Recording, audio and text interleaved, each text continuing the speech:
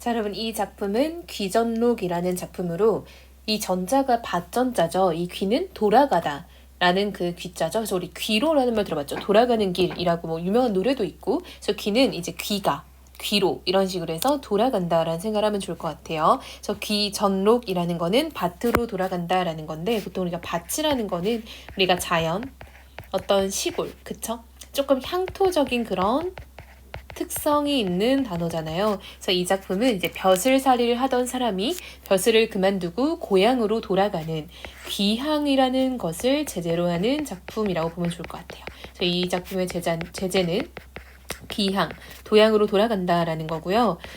갈래는 연시조잖아요. 그쵸? 연시조는 어떤 동일한 제목하에 여러 연이 묶여있는 시조예요. 여러분 시조는 알다시피 정형시이죠. 그래서 정형시는 우리가 형식이 정해져 있다라고 해서 자유시와 반대되는 말이에요. 우리가 현대시는 보통 자유시인 거 알죠? 그래서 시조는 형시조고 어떤 형식이 있는지는 쌤이 또 이제 같이 이제 첨부해주는 영상이 있을 거예요. 그래서 시조는 형식이 굉장히 중요하기 때문에 그 영상을 꼼꼼하게 꼭 읽고 숙지하는 것이 필요합니다. 자, 그럼 우리 한번 내용을 볼게요. 돌아가리 돌아가리 말뿐이요 갈리 없어. 전원이 거칠어지니 아니 가고 어찌할까. 초당의 청풍명월이 남영 들명 기다리나니 라고 되어 있죠. 자, 여러분 화자는요 돌아가리 돌아가리라고 말을 하는데요. 말뿐이고 갈이는 이제 의존명사인데 사람을 뜻하는 거죠. 지금 이 사람은 이제 돌아간다 돌아간다고 하면서도 가는 사람이 없었대요. 근데 전원 즉 자연이죠. 자연이 거칠어지니 이제 안 가고 백이겠냐. 서리법 한마디로 사람들이 자연으로 돌아가야지 돌아가야지 하면서 말만 하고 돌아가지 않는데 나는 이제 정말 가야겠다라고 느끼는 거죠.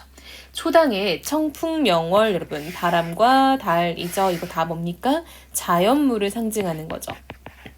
이러한 자연물이 남영 들명 기다리나니, 즉 이런 것들이 나를 기다리고 있다라고 얘기를 하고 있죠. 그래서 화자는 이제 돌아가야겠다라는 결심이 섰네요. 자, 농암에 올라보니 노안이 오히려 밝구나. 인사 변한다고 산천이야 변할 것인가. 바위 앞 물과 언덕이 어제 본 듯하구나 라고 되어 있죠. 자, 여러분 농암은요 이제 경북 안동에 있는 실제 바위예요. 그래서 이게 이제 화자의 고향에 있는 어떤 바위라고 볼 수 있겠죠. 자, 거기에 올라보니까 노안, 즉 자기의 늙은 눈이 오히려 밝아지는 느낌이 지금 들었다라는 거야. 구나 감탄형 어미죠. 영탄법이 쓰였고요. 인사가 변한다고 산천이 변하겠냐? 즉 사람의 일 이꼴 속세라고 할 수 있겠죠. 속세의 것이 변한다고 한들 산천 이꼴 자연이라고 볼 수 있겠죠. 자연이 변하겠냐라고 서리법을 쓰고 있죠. 한마디로 자연은 변하지 않는 속성을 가지고 있고요. 속세는 자주 변하는 속성을 가지고 있다라는 얘기를 하는 것 같아요. 그렇죠? 그래서 이렇게 대조적인 소재가 쓰였다라는 걸 알 수 있겠죠. 바위 앞 물과 언덕이 어제 본 듯하구나. 그만큼 익숙하다라는 거죠. 한참 동안 벼슬살이를 하고 돌아왔는데도 오히려 자연이 낯설지가 않은 상황인 거죠. 자, 공명이 끝이 있을까? 수명도 하늘이 정한 것이라. 금서띠의 구분어리에 80 넘어 만난 봄이 그 몇 해오. 해마다 오늘 같은 날이 역시 임금님 은혜로다 라고 되어 있죠. 자, 여러분 공명은요 공을 쌓고 명예를 높이는 일이에요. 한마디로 이런 거는 속세의 가치라고 할 수 있겠죠. 이 작품에서는 인사와 대응되는 단어라고 볼 수 있어요. 즉 공명에 끝이 있을까? 라고 해서 약간 이제 뭔가 이 사람 입장에서는 공과 명예를 추구하는 것들은 사실상 끝이 없이 이어질 수 있겠죠. 사람의 욕심은 끝이 없으니까요. 그렇죠?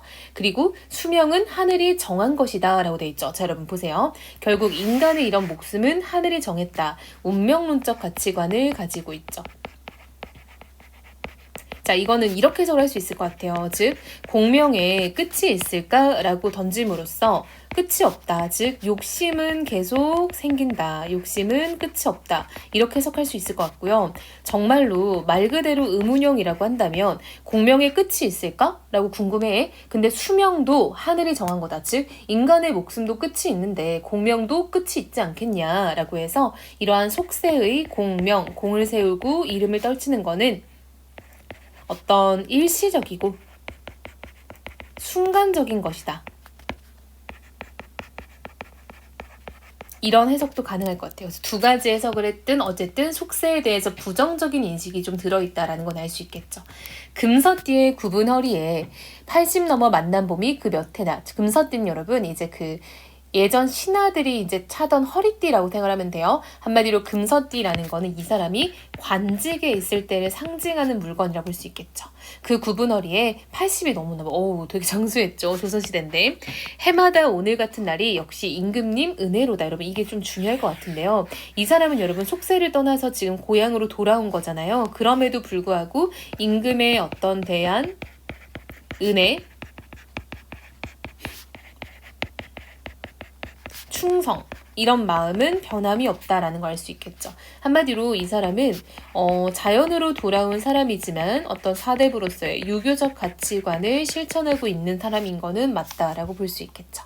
이 작품은 고향으로 돌아와서 자신이 느낀 어떤 감정을 지금 서술을 하고 있다라고 볼 수 있고요. 따라서 어떤 자연에서의 만족감과 금방 우리가 마지막에서 봤던 부분 있죠? 임금에 대한 감사는 변함이 없네요. 그렇죠? 이렇게 정리하면 좋을 것 같아요. 그래서 우리가 이게 24학년도 9월 학력평가 고1에 이제 기출이 되었던 작품인데요. 사실 귀전록도 그렇고 같이 나왔던 이제 작품 같은 경우에도 우리가 합강정가가 나왔죠. 근데 이것들이 사실 엄청 낯선 지문인 건 맞아요. 보통 1학년 친구들은 절대 본 적이 없고요. 이거는 뭐 공부를 많이 한 3학년 친구들도 봤다라고 말하기는 어려운 그런 작품들이에요. 근데 사실상 이게 뭐 작품의 어떤 낯섦 혹은 낯설지 않음과 무관하게 내용 자체가 어렵진 않기 때문에 우리 친구들이 충분히 해석하기에 좀 수월했을 것 같다라고 생각은 합니다. 그래도 우리가 또 내신으로 공부를 하는 친구들이 있다면은 이런 작품들 좀 더 깊게 공부를 해야겠죠. 그래서 아까 쌤이 짚었던 시조의 어떤 형식적